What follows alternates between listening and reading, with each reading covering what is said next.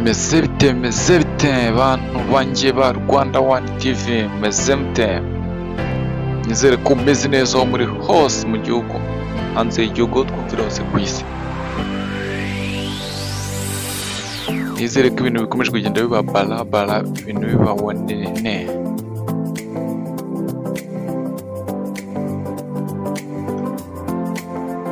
Nk'uko mubibona rero, tugiye guhera mu ikipe ya Rayon Sport Gikundiro, n'andi mazina menshi cyane ku buryo bw'umwihariko. Imwe mu ikipe ebyiri zifite abafana benshi mu Rwanda.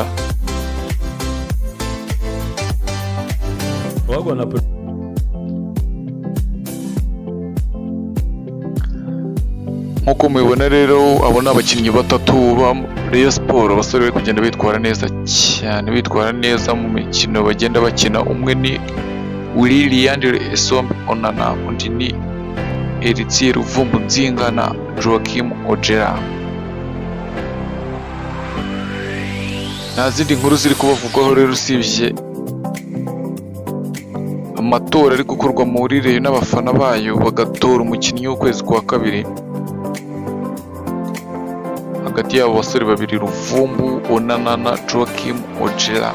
Wowe bumva watora nde? Abafana nimwe mugomba kugena utorwa.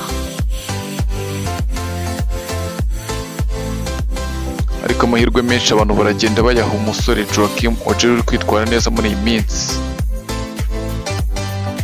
Ariko bitavuze ko n'abandi batari kwitwara neza, ariko niba uri hejuru urebye, niba uri kugenda rwose yitwara neza, abafana nibo bagomba guca impaka. Abafana ba Rayon rwose nimwe mugomba kugenda muca impaka hariya, muvuga ati uyu ni uwa mbere. Ariko icyo si cyo gitangaje.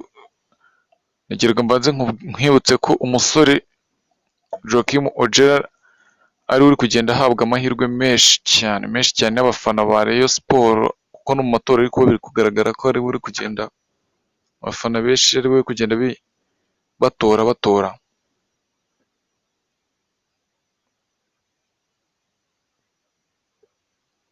Ni amatora azarangira ejo bundi kuri tariki 28 z'ukwezi kwa gatatu, agahembwa uzaba yatowe.